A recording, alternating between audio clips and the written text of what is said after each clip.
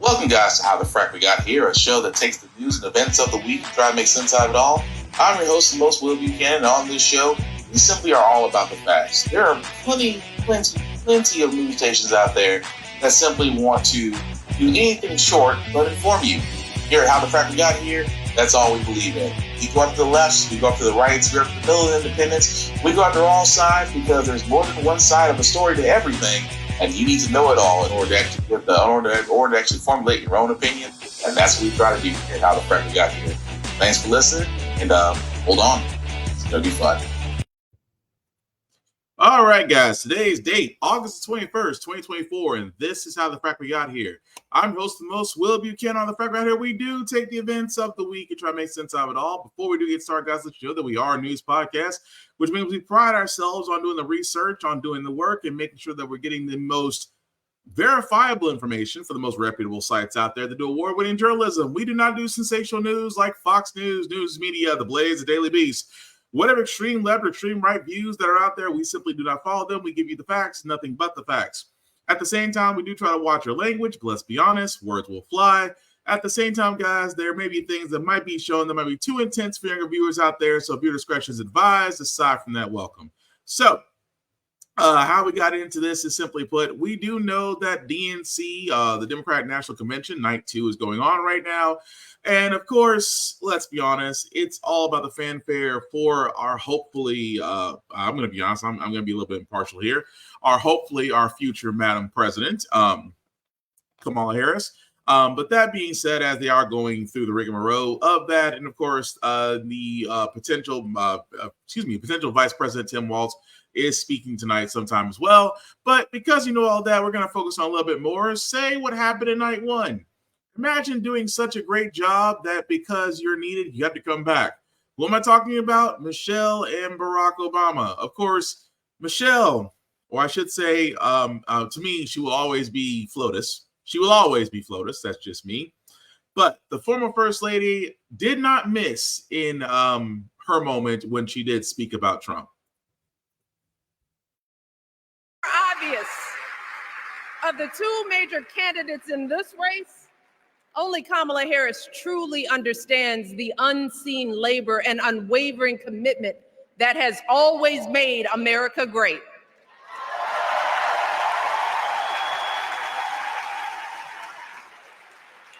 Now, unfortunately, we know what comes next. We know folks are going to do everything they can to distort her truth. My husband and I sadly know a little something about this. For years, Donald Trump did everything in his power to try to make people fear us. See, his limited, narrow view of the world made him feel threatened by the existence of two hardworking, highly educated, successful people who happen to be Black.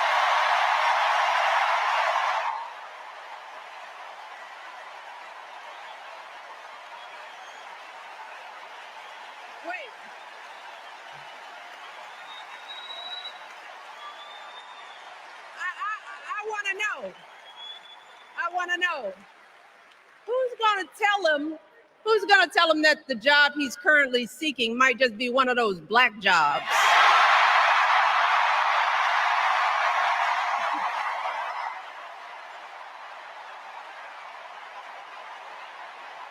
Look,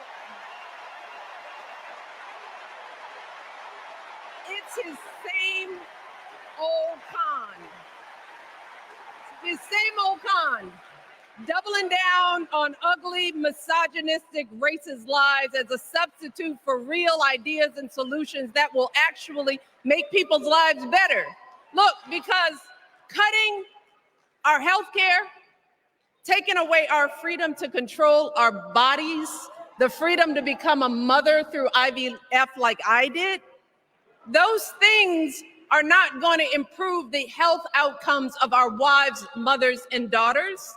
Shutting down the Department of Education, banning our books, none of that will prepare our kids for the future. Demonizing our children for being who they are and loving who they love. Look, that doesn't make anybody's life better.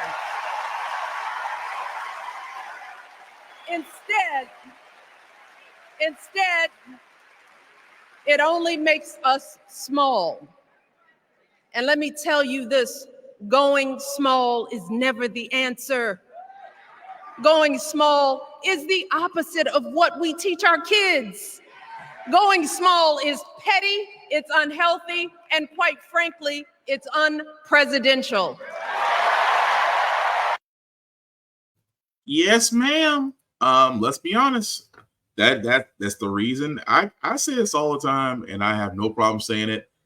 Mrs. Obama, Professor Obama, she will say everything that needs to be said, and she says it with emphasis. All I can sit there and say is yes, ma'am. That's all I can say. I love how she points that out because again, Trump did talk about all the black jobs, and that's come back to haunt him. He has talked mercilessly, because I've said on this podcast, he has talked mercilessly about Barack Obama. I just don't think I don't think he's from here. Where's the certificate? I don't think he's an American. That's what he was doing the whole time. For a lot of people who don't remember or just have amnesia, Trump was sitting there saying, where is Obama's birth certificate? He hounded. I just think that he's not an American. Because why? Because he's eloquent, he's black, he obviously has had more intelligence than you, and that scares you. Which told me a lot about Trump way before his failed apprentice shows, way before many of his failed businesses, because he's the only businessman that I know that bankrupted a casino. And I will not stop saying that. For such a great businessman, a casino is a foolproof business entity, and yet he bankrupted it, like many of his other businesses. But I digress. Back to the First Lady.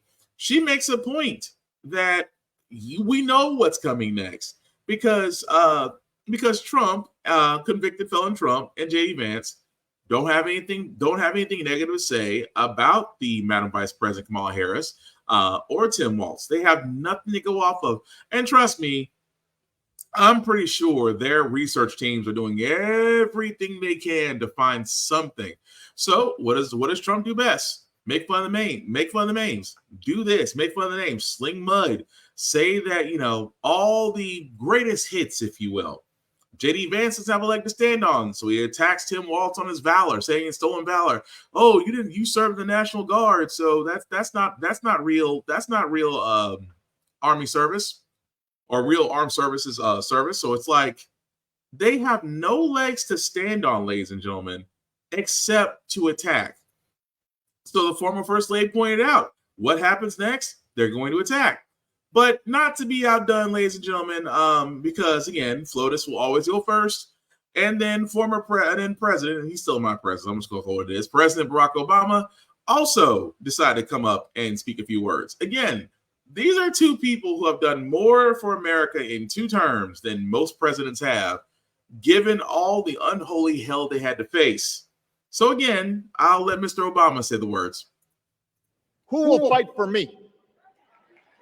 Who's thinking about my future, about my children's future, about our future together?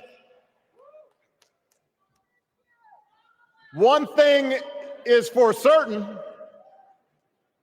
Donald Trump is not losing sleep over that question.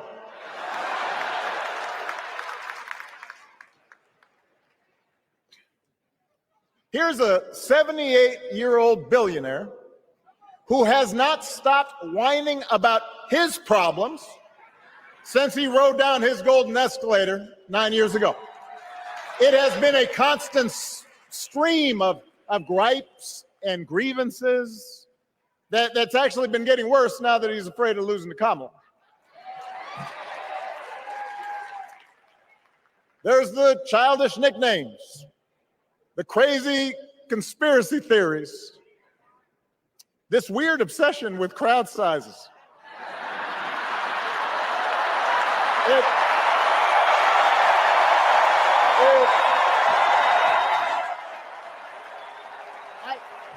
It just goes on and on and on.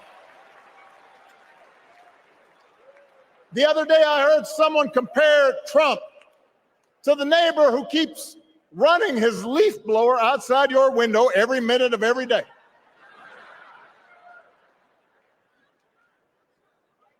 Now, from a neighbor, that's exhausting. From a president, it's just dangerous. The truth is, Donald Trump sees power as nothing more than it means to his ends. He wants the middle class to pay the price for another huge tax cut that would mostly help him and his rich friends. He killed a bipartisan immigration deal written in part by one of the most conservative Republicans in Congress that would have helped secure our southern border, because he thought trying to actually solve the problem would hurt his campaign. He doesn't. Do not boo. Vote.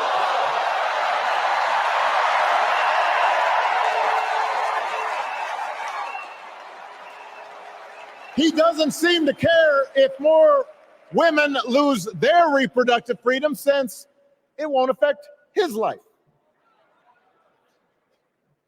And most of all, Donald Trump wants us to think that this country is hopelessly divided between us and them, between the real Americans, who of course support him, and the outsiders who don't. So it's amazing, and these are all, and again, this is all snippets. There's actually the full actual speeches are there on social media for you guys to see. But again, kind of makes sense, doesn't it? That from two perspectives, they have mapped out so eloquently what Trump is about. And again, I don't know how many more times we could say this, or I could say this. He's in it for himself. The presidency is his way of avoiding jail. Mr. 30 plus convictions, already a convicted felon, already facing still multiple cases, and doing all this and trying to avoid jail. That's the only reason he wants the presidency. And the fact that he has a cult. But it's amazing to me that even on DNC night, where you have everybody, even Little John came out for the Democratic roll call. Which again, nothing wrong with Lil Jon coming out and entertaining the crowd, because if you saw the RNC had Kid Rock.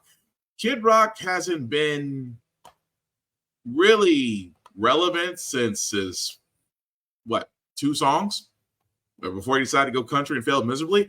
But I digress. But the point I'm getting at is the DNC is wrapping up to solidify, and again, this is the one time the DNC has no choice. Because we don't need y'all guys to pull a Bernie Sanders when we had Hillary Clinton, because Hillary Clinton did speak.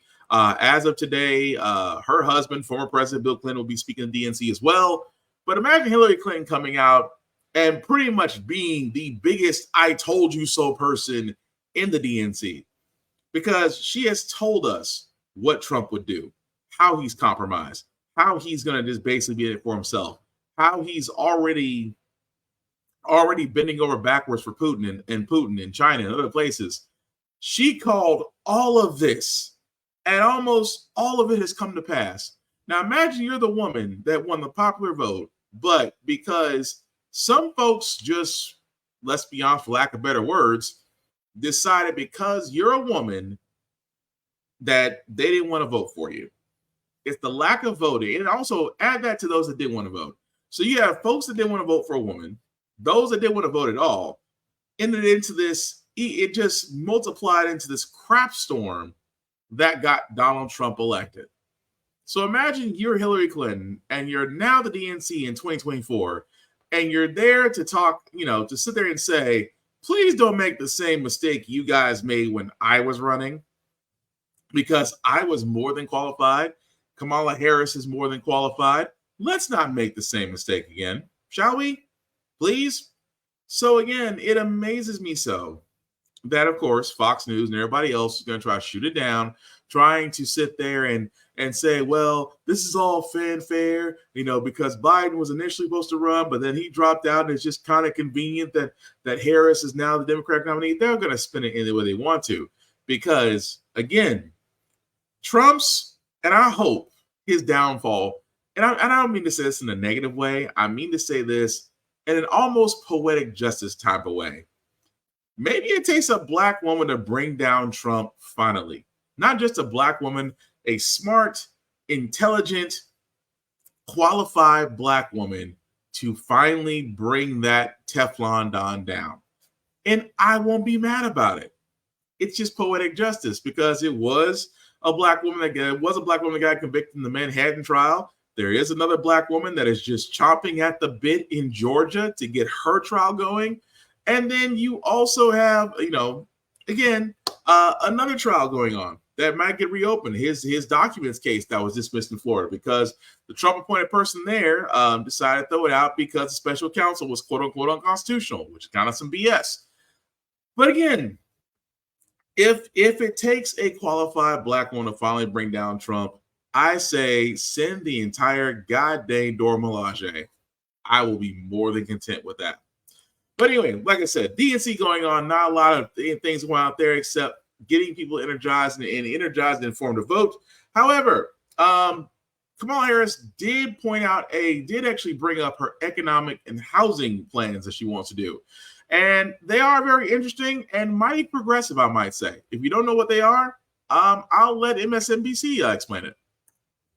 With more on Vice President Harris's plan to unveil her economic agenda this afternoon, with an emphasis on lowering grocery prices, lowering rental prices, and tax cuts for middle-class families. And while Donald Trump is still leading on the issue of the economy over Kamala Harris in recent polling, he no longer has the double-digit lead he regularly held over President Biden on this key issue for voters.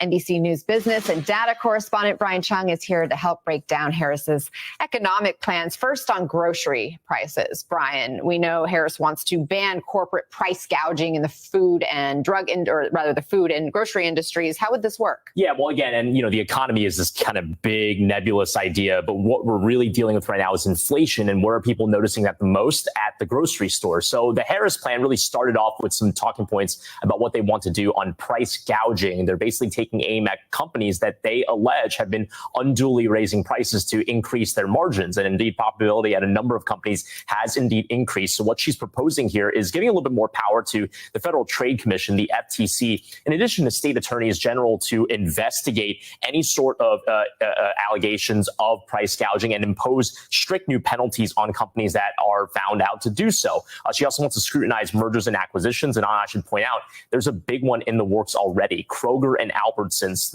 one of the two largest chains in this country, they proposed a merger in 2022. It's been making its way through the legal system in the form of many lawsuits. And whether or not that gets resolved, it could go into the next administration. So whether or not it's Harris or Trump could be very instrumental to what comes of that potentially big merger. And when it comes to lowering housing and rent prices, what do we know about her plans? Yeah, from the inflation report that we got just earlier this week, by the way, 90% of the increase in prices was attributed to housing costs. So this is actually the bigger part of the plan here. And what she's proposing is a number of things. First off, a $40 billion plan that would basically spur innovation in the space. Also, a $25,000 payment assistance for first-time home buyers trying to put down that down payment, which we know is a very big deal. So these are really big parts of the equation here. But a lot of economists that I've been speaking to over the last few years, Anna, have said it's really supply that's the issue. So yes, you might be able to give first-time home buyers some help on the down payment, but if there aren't any homes to buy in the area,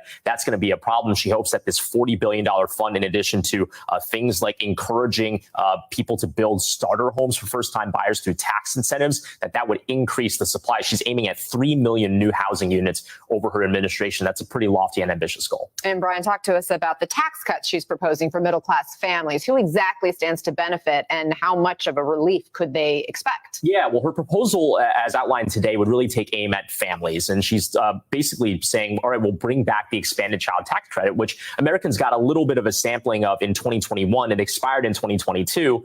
That kind of came out of the post-COVID period. That actually, a lot of research showed, helped a lot of low-income families, specifically those that have have a number of kids, but just really had a tough time trying to get through the pandemic through layoffs. But so she's saying, all right, let's bring that back. And on top of that, bringing up a $6,000 tax credit for families with children that are in their first year of life. So again, that would be stacked on top of the expanded child tax credit. That would be a pretty big deal for a number of families. But one quick point I want to make, what was noticeably absent from this report and this plan that as outlined today that she was talking about on the campaign trail was that tip tax, trying to get rid of that tip tax, which Trump has said he would also do as well. I didn't see mention of that in the plan this morning. Maybe she thinks that's already come out, so she doesn't have to address it at this point. We'll see. Thank you, Brian Chong. You took through a lot there, and I know. Okay, so again, I like the fact of how progressive, and I said it, guys, and I mean this wholeheartedly. I said it before that in order to get undecided voters on the Democratic train, outside the fact that we do not need a second act from Donald Trump, that we sat there and said, what needs to happen is that you have to be more progressive. You have to address or relate to your voters. And I love, again, what Madam Vice President has said, especially with her housing plan, because you guys have heard me say it.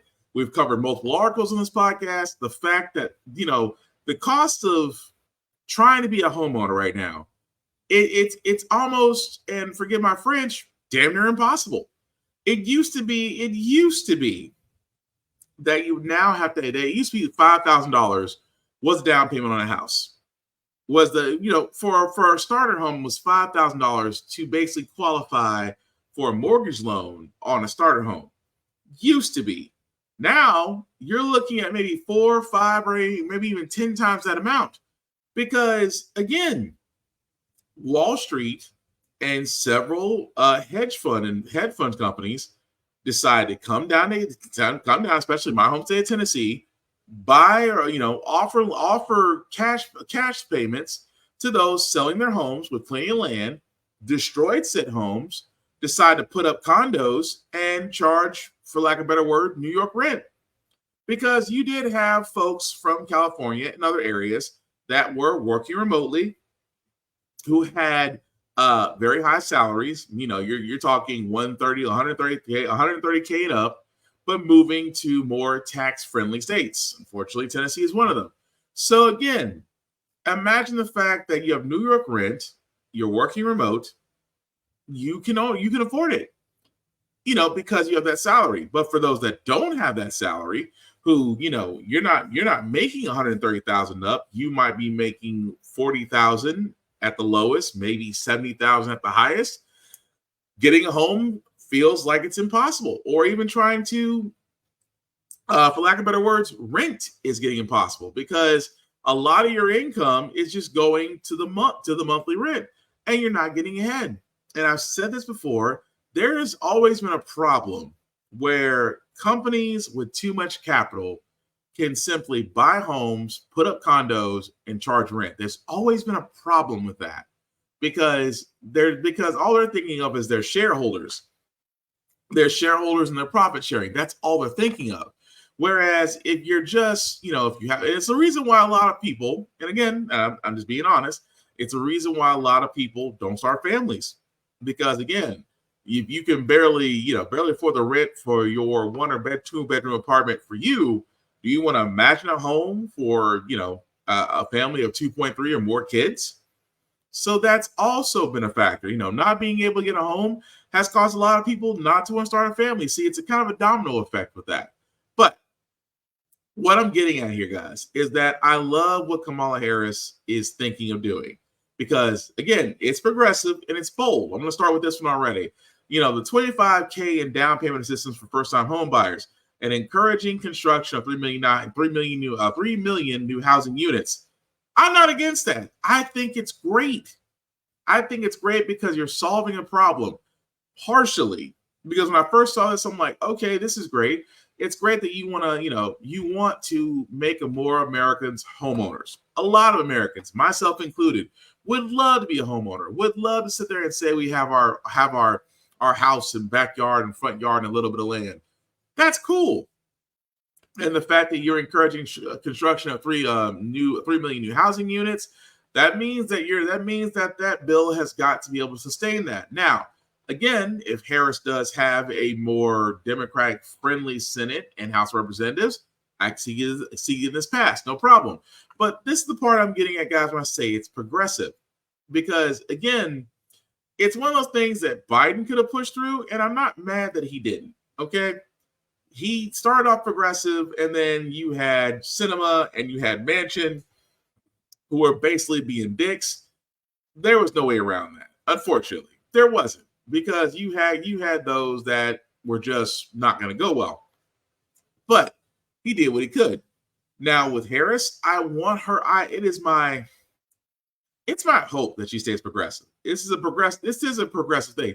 Much like, again, going back to what she said.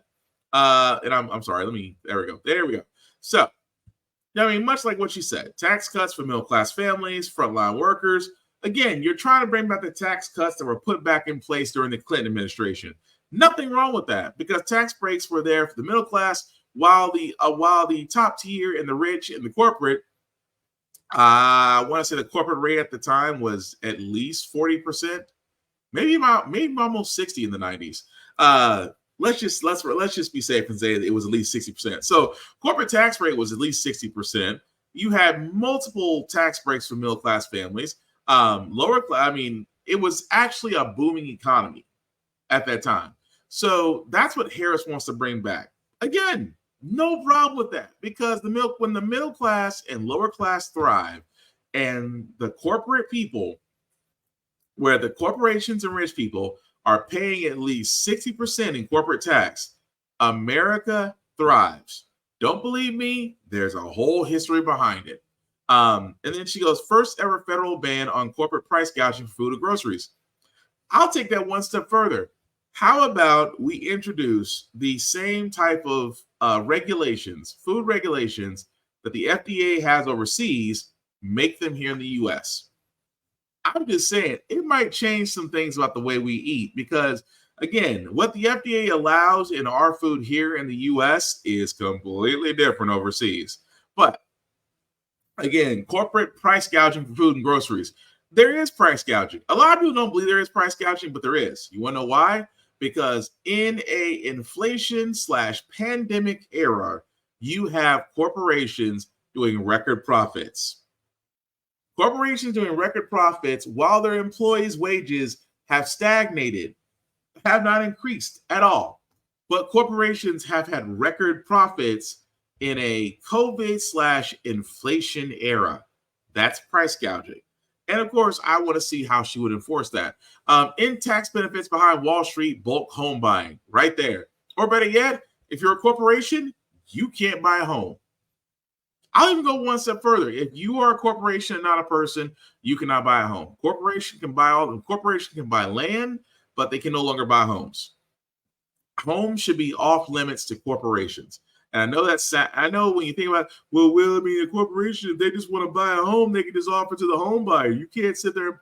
But here's the thinking behind this. Corporations can buy all the commercial land they want. They have the capital to do so. But as far as homes, they can't go near them.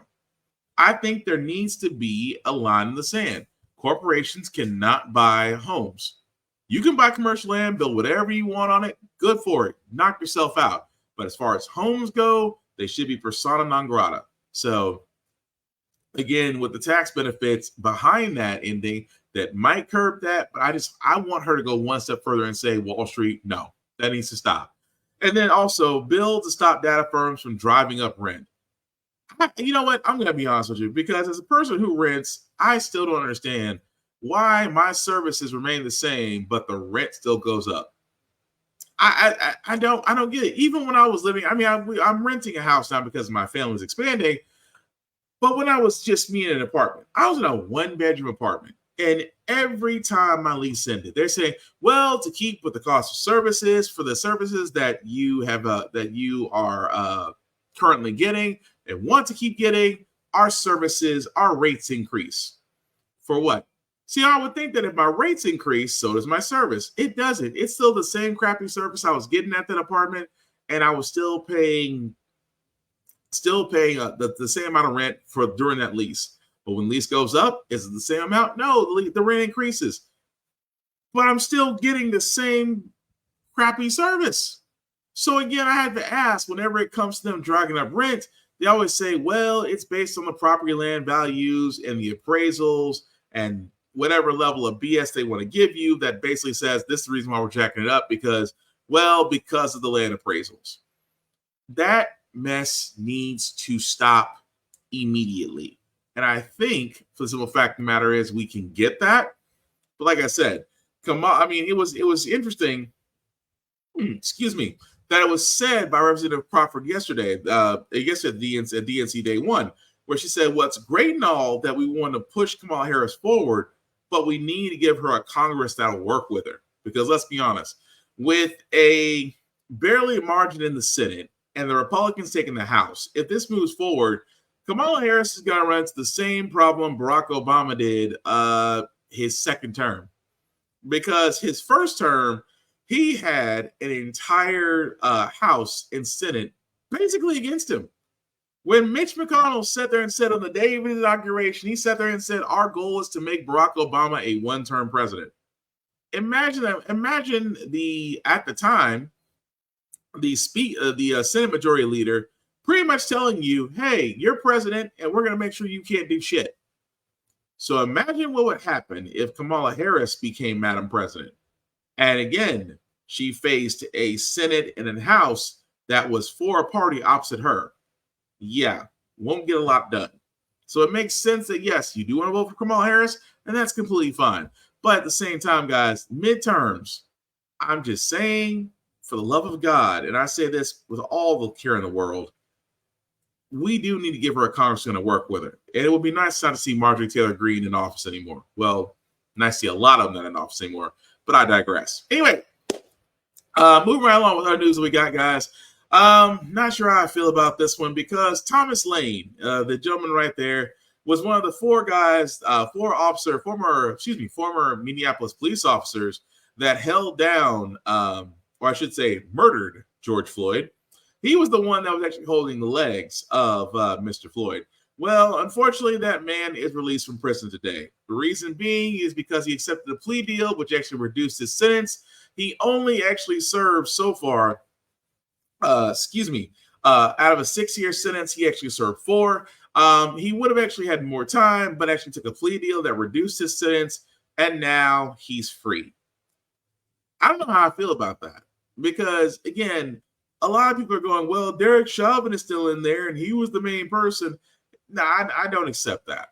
The reason why I don't accept that because him, Derek Chauvin, Alexander Craig, and Tim, I can't remember the other guy, but 4 guys. All of them had a part in holding George Floyd down, and again, eventually murdering him. The thing that gets me is that I don't feel like that person served enough time. Because here's my thing. You're a police officer, okay? In the line of duty, you are trained to serve and protect. You are given non-lethal and lethal weapons. You were supposed to be given training, but as you heard me say many times in this podcast, you train longer to be an electrician, a plumber, a nail technician, and all the above. But again, I have yet to have one person come back and tell me I'm wrong, especially here in Tennessee, because I say it all the time. You guys, police academy, you spend about 6 months, and after 6 months, you're out there protecting and serving. It's not enough time, and you're not trained enough. But at the same time, you're trained to kill. But imagine you taking the life of someone unnecessarily, getting only 6 years, serving 4, and now you're out. I'm sorry, it just never sat well with me that, even though he held down the legs, he only got 6 years. So you're telling me if you murder a person in the line of duty, all of a sudden it's like, oh, well, it's 6 years. You just got to ride it out. It doesn't sit well with me. At the same time, yes, Derek Chauvin's still in prison. Somebody stabbed him, and yet, let's be honest, he's still alive. But again, it's like, how is it that you can assist in the murder of a black man, serve a little bit of time, take a plea deal, and you're out? I'm sorry, that does not sit well with me. But again, I digress because that goes into the whole thing as far as justice, and it's just like when police officers do kill people of color, are they really getting the time that they should be getting, or the fact that they are police officers is being taken into consideration? You be the judge. But moving right along, guys, this story, which again I'm surprised about, a UPS driver overheats and wrecks. And I was like, didn't you guys just get a contract that says you should be getting air-conditioned trucks? This is the moment a UPS driver passed out behind the wheel and veered off a highway in North Texas. Eventually slamming into a tree. The driver's Teamsters local union blamed the heat. The driver was transported to a hospital and has since been released. UPS says it's investigating the cause of the crash along with local authorities, adding that they care, quote, deeply about the safety and well-being of the driver. UPS has got to take responsibility for this and shut these drivers down. They've got to be responsible for the safety of the driver along with the general public. Last year, UPS agreed that all vans purchased after January 1st would include air conditioning. The union said the vehicle in this case did not. So each door open, you're going 60 miles an hour down the road. That's your only AC in those trucks. It reaches 150, 160 degrees in the back, and you can't touch surfaces in the back of that truck without burning your hands. UPS said in a statement that it provides drivers with specialized cooling gear and access to ice and water, and they're encouraged to cool down anytime they need. The union says the driver called for assistance after experiencing heat-related symptoms, but the company asked him to drive himself in. When reached for comment regarding the union's claims and whether the truck had air conditioning, UPS said it's conducting a thorough investigation of the incident and have nothing further to add at this time. So it makes any sense. Let me get this right. So we did cover this last year that UPS drivers going on strike because this time July of last year, where UPS drivers were threatening to quit because right now they were threatening to quit, say we're walking off the job because we can't do these metal boxes that you call delivery vans that don't have any AC, that we have to leave the doors open, and that we're under pressure to get these boxes out at a standard time. It's enough, especially in the heat, to where a person can have heat stroke, pass out, or worse. Now, again, you have a UPS another driver who was having heat issues, who passes out and wrecks. It could have been way worse, but the driver, from what I understand, the driver is okay, some cuts and bruises. But at the same time, the UPS is like, a lot of people are scratching their heads and going, wait a minute, shouldn't you guys have air-conditioned trucks by now? Of course, UPS said we're conducting a thorough investigation of the incident. The driver was having heat-related issues, and he was told to drive himself in. Now, for all those that are, if you're thankfully in a spot that actually has normal weather, but I know for the rest of us, I live in the South, so that's pretty much God's hot plate. The heat and humidity are no joke. At the same time, those are metal boxes. Those are light metal boxes with no AC that might as well be the inside of an oven. So anywhere in the back of that truck could be anywhere over 100 plus degrees. At the same time, you've been given cooling equipment. Well, what kind of cooling equipment? Because apparently it wasn't enough to keep this man cool. And they always say, well, they always have water, and we tell our drivers frequent breaks. Really?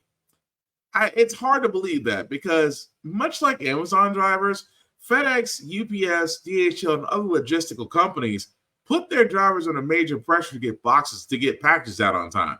If you thought Amazon was bad, try UPS. If you're a UPS employee that's hearing this podcast or watching it, tell me I'm wrong. If you're a FedEx employee or if you're a FedEx driver, please tell me I'm wrong. Because my understanding is these drivers are put under exceptional pressure to get their runs done in a timely manner for their customers. So you know what that means? It's amazing how they sit there and say, please take care of yourselves, but make sure the customer's taken care of. How very Amazon of you.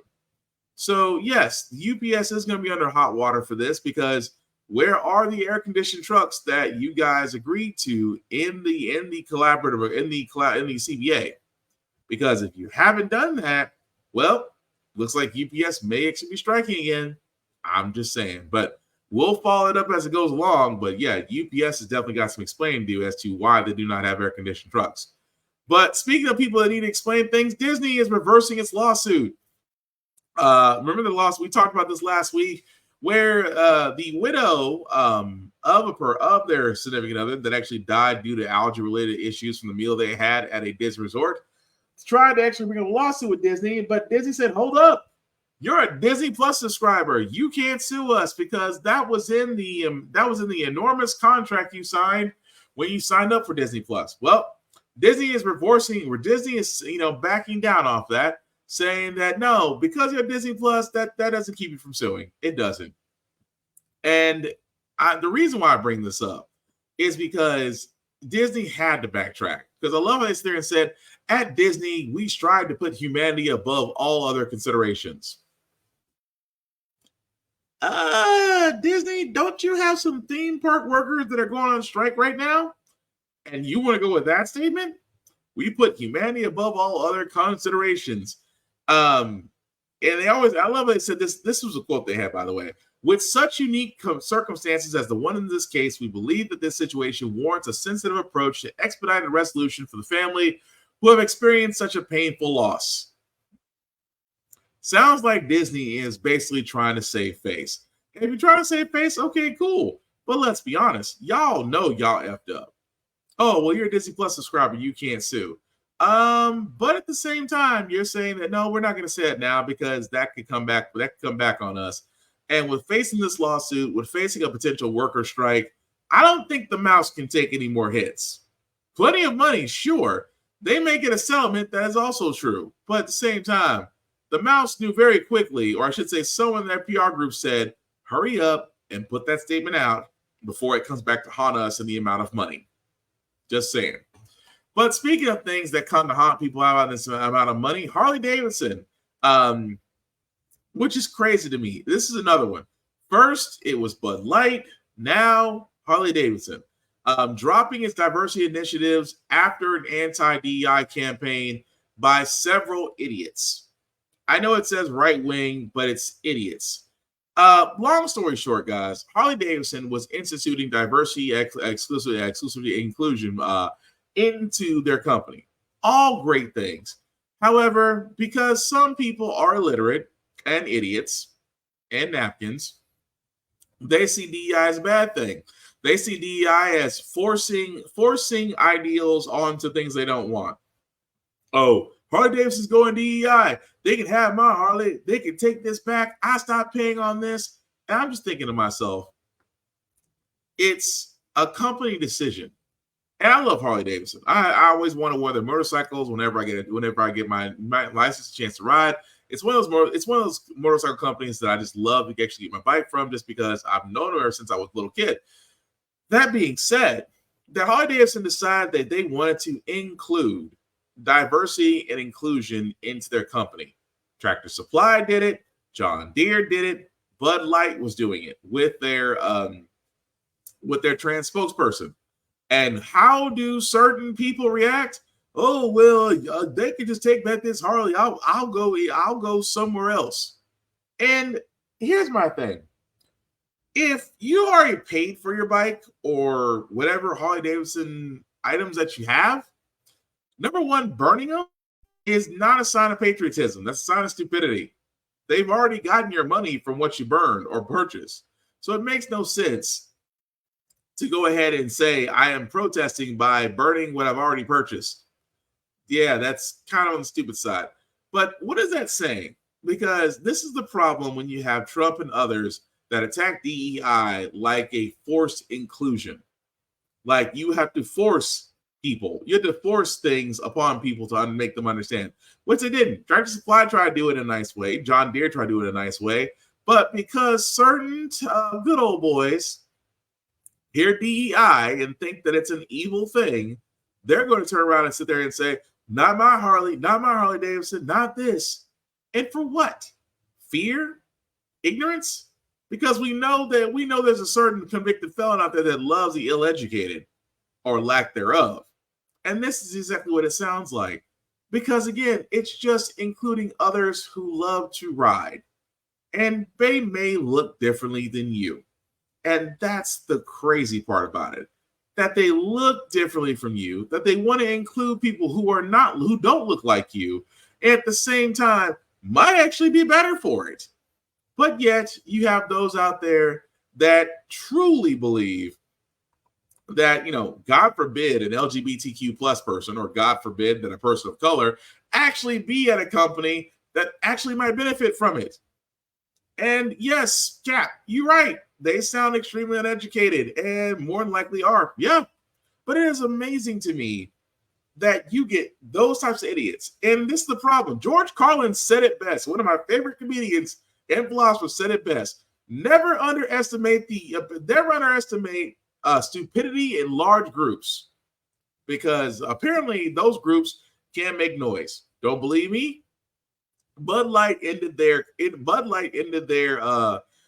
contract with one trans person because Kid Rock and others felt like if a trans person can enjoy their beer, there goes their masculinity. Tractor Supply and John Deere ended their diversity inclusion programs because farmers did not want to be associated with people of color or LGBTQ plus people. And now you have Harley Davidson. Harley Davidson wanted to include LGBTQ plus programs, and those that ride felt like assless chaps may be a problem because, again, insecurity. And yep, Cap, you're right. George hasn't been wrong yet. He hasn't.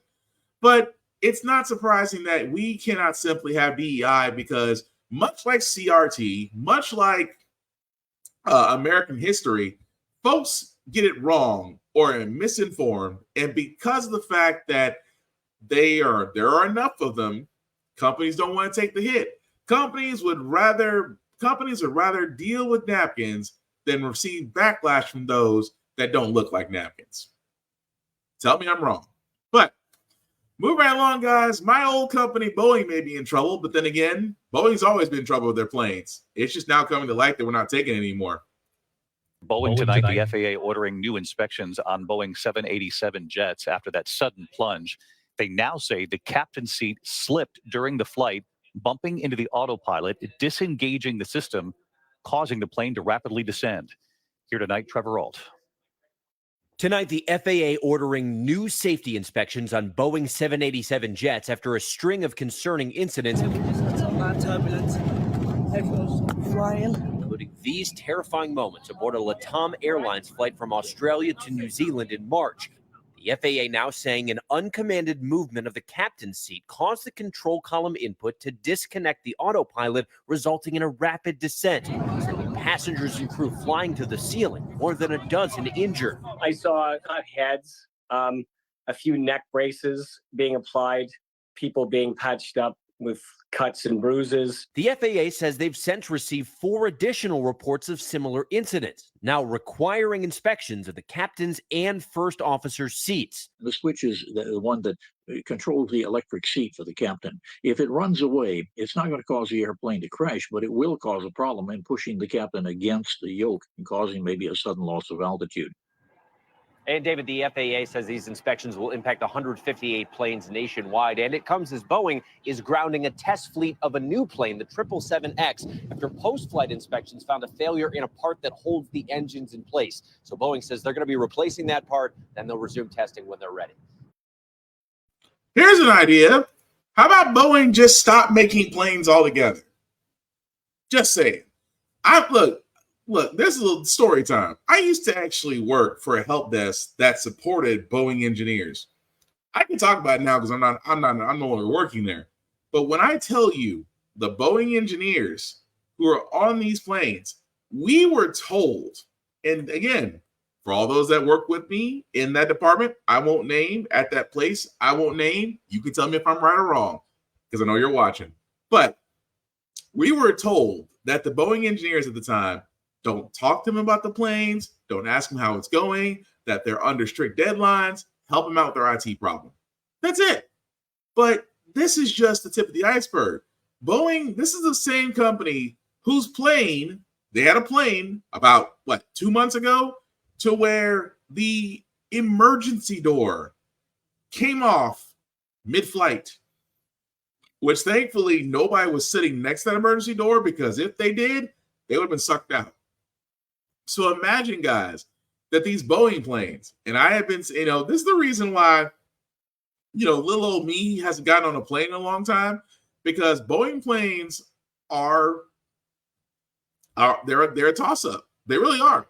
I mean, you just heard it just then. Their test flight on a new plane they put out has a problem holding the engines to the plane. I'm sorry, what? That during test flight, you found out that the engines attached to the wings do not stay connected to the plane.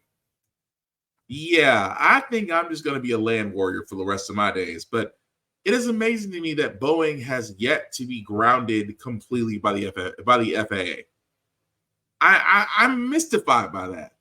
If you've had that many issues in less than 60 days' time, how is it that your planes are allowed to still be flying when they're not heavily inspected, they're rushed through production, at the same time they're having issues? How is it that somehow, some way, your company is still allowed to build, sell, and allow those planes to be flown in the air? That's the question I want to know. If I was the Secretary of Transportation, Mr. Buttigieg, Secretary Buttigieg, forgive me if I completely destroyed your last name. That would be the question I'd be asking Boeing. Because how do you have this many issues, and because you have government contracts, you're still allowed to work? I'm just saying it's the Wells Fargo of airlines. But we will cover that as it comes along. Moving right along, guys. I did want to cover the story well because we talked about Susan Lawrence not too long about last year, with a woman that actually fatally shot a black woman through her door, sight unseen. Well, it did not take long for that jury to reach a verdict. Can you please hand the verdict to the bailiff, please? After less than 3 hours of deliberation, all right, the Florida jury convicted Susan Lawrence of manslaughter more than a year after she shot and killed her neighbor, Ajika A.J. Owens, through a front door. Lawrence appearing stoic as a verdict was read. The defendant is guilty of manslaughter. The week-long trial put a spotlight on the ongoing feud between the two neighbors and how it reached a boiling point last June after a dispute over Owens' children. Owens confronted Lawrence at her apartment, banging and cursing through the door. Jurors watched Lawrence tell detectives her side of the story, captured on video shortly after the shooting. I thought she was just going to break down the door. Okay. So, my heart was pounding, and I was like, she's really going to kill me. Prosecutors argued there was no evidence Owens was trying to break through and posed no imminent danger, and therefore firing a gun was not justified. It's not a crime to bang on somebody's door. It's not a crime to yell. Attorneys for Lawrence said she had a right to defend herself at the time, leaning into this animated simulation of what may have played out. If someone who is on the outside of your door that is banging and pounding so hard wants to get in that house and they do, it is too late. And Susan Lawrence had no idea what Ajika Owens had on her. Investigators say Owens was not armed. Lawrence did not take the stand, but she wrote a note to AJ's children last year, read aloud by a detective. I am so sorry for your loss. I never meant to kill your mother. I was terrified your mom was going to kill me. I shot out of fear. Family and friends of AJ Owens appeared in court each day and broke down in tears after hearing the verdict. And outside the courtroom, a moment of reflection after a painful journey toward justice. If you had an opportunity to say something to Susan right now, what would you tell her? No words for Susan Lawrence. Her mom asking the community to keep AJ's children in their prayers. I find some peace with that verdict. I feel that although my daughter is gone forever, the children's mom is gone forever, but we've achieved some justice for Ajika.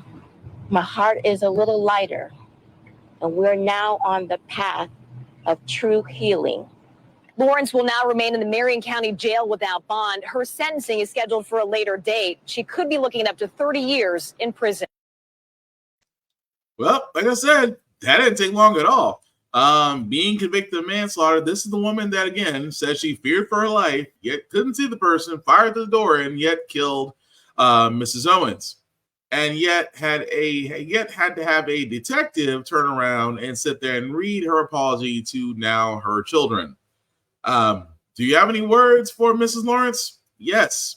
May you spend the rest of your life in fear wherever you're going. Just saying. Because again, you do deserve it. But at least there is some justice in that. It's amazing how they always look old and disheveled when they're in there. But, I feared for my life. I thought she was going to kill me. But all she did was knock on the door. Again, it doesn't, like I said, I'm thankfully the jury did see wisdom in that and going, you know what? No, you still shouldn't have shot. It wasn't justified. But anyway, hopefully she lives in fear for the rest of her life. I'm sorry to shout the way I feel about it. But last word I got, guys, before we get to our feel-good section. Biden did talk about removing no-compete clauses and having the FTC enforce it. Well, for this one, blame Texas. Biden administration planned to ban non-compete contracts for American workers. Ban was set to go into effect September 4th. Chief Economics Correspondent Rebecca Jarvis here with the details. Good morning, Rebecca. Good morning, George. And this could have a big impact because these are buried in a lot of business employment agreements. About 30 million Americans, or 20% of U.S. workers, have signed non-competes. And the FTC's new rule, which was meant to take effect September 4th, would have meant that anyone applying for a new job could not be forced to sign a non-compete. And for workers with existing agreements, those non-competes would no longer be enforceable. Now, that sweeping ban is permanently on hold after a federal judge in Texas decided the government agency lacks the authority to put the ban in place. In a statement to ABC News, a spokesperson for the FTC says the agency is seriously considering a potential appeal of the decision. Meantime, the White House says it still supports a non-compete ban, while the U.S. Chamber of Commerce, which brought the appeal, celebrated the ruling, calling it a significant win in the chamber's fight against government micromanagement of business. Now, today's decision does not prevent the FTC from addressing non-competes through a case-by-case basis. But of course, that can be expensive. If you're trying to challenge a non-compete, you usually have to hire attorneys and really go after your business. And we have a ways to go on this story. So here's the problem with non-competes. Yes, non-competes are a way of basically hindering you. Again, if you're trying to work multiple jobs or you're trying to, again, make it or make ends meet in this society, that yes, you're going to have to find reputable jobs. However, what makes it harder is that companies don't believe in the fact that an individual can work more than one job. So you got to get a non-compete clause, which means for all those that may not know, if your company does do a non-compete, it's usually because they don't want you working with a company in the same infrastructure area as said company that you're working for. So therefore, what they do, you sign a non-compete. Now, here's the problem with that. Non-competes have held a lot of people back in actually getting the jobs or getting the income they need from said jobs. So, of course, Biden looked at it and said, non-competes are stupid. Let's get rid of them. Everybody agreed, except corporations. And yet somehow a federal judge in Texas decided that the FTC does not have the ability to enforce this, which goes back to the courts. I think it's stupid. I think non-competes have done nothing more than be in the way of everyone else that is simply trying to get ahead. So therefore, it makes sense. It makes complete sense to ban them because again, non-competes have not led to anything positive. They've just been for what corporations can use to hold people in certain areas. In the same sense, where right to work and a right to work state has nothing to do with right to work, it just gives companies the ability to hire you and fire you as they see fit. So again, non-compete's stupid, yet blame Texas because Texas decided, we actually do need them, and the FTC can't do it. Back to lawyership we go. But moving right along, guys, we want to go ahead and move on to our feel-good segment because usually on How the Frack We Got Here, we do cover a lot of things that are doom and gloom. Sometimes make use of faith in humanity, but hey, it's Wednesday. Today's hump day, which tomorrow leads to our pre-Friday, which is Thursday. We will leave you guys out some good vibrations, and hopefully this next story about teachers does exactly that. Back now with our play of the day and one teacher who is changing up the lesson plan for his elementary school students. And Larry, you're back with this. I love this story. I love Mr. C. That's what his kids call him. And we're pretty sure that the C stands for creativity because we want you to check out his take on evaporation, sung to the tune of Taylor Swift's Blank Space. Hot sun shines down and hovers. Here's where it gets insane. Turns into C teaches at Hanover Elementary and works with special ed students. He says he writes the new lyrics and actually hires a singer to add the vocals, because, well, he knows his limits. How about a little math lesson now, set to NSYNC's Bye Bye Bye.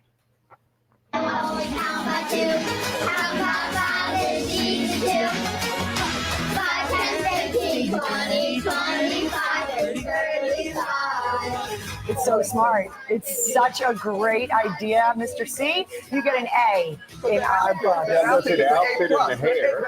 A plus. Absolutely. Yeah. He's making it fun, and they. I thought that was cool because, again, I love teachers, I love educators. I have a special place in my heart for them. And they always find different ways of actually trying to reach out to kids, to get them to learn, to get them excited about their certain subjects.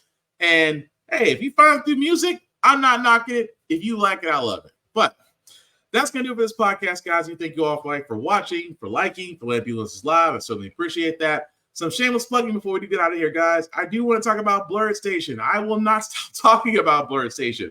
It is the vehicle that we have always asked for, the table that we've always wanted. And for $10.99 a month, you can definitely enjoy it. Please go to blurredstation.com, hit the join now button for the Bird's Eye View Affinity membership. Select me there as Black Spartan. I would certainly appreciate it, guys, but definitely check out blurredstation.com. Again, it is the vehicle that you need to hop on. It is the media that we always ask for. Also, vote.org. I've stressed this enough, guys, about vote.org, and I cannot stress this enough. That simply put, if you ever want to know what you need to do for registered voting, things of that nature, guys, you can find it there. Again, it is one of those areas, guys, that we keep talking about that you need to know, that you will feel better in knowing. And simply put, guys, again, we come back to this whole voting thing. If you don't know about voting, well, simply put, if voting was, put this way, if you're voting, excuse me, I completely messed that up. If voting was not important, they would not be trying to move the goalposts. The simple fact of the matter is, guys, if you don't know where to go, if you don't know you're a registered voter, if you don't know what you need to bring when voting, this site will help you do it. So again, please go there, register to vote, check your registration, know what you need to bring to the voting polls, and trust me, you will be better for it.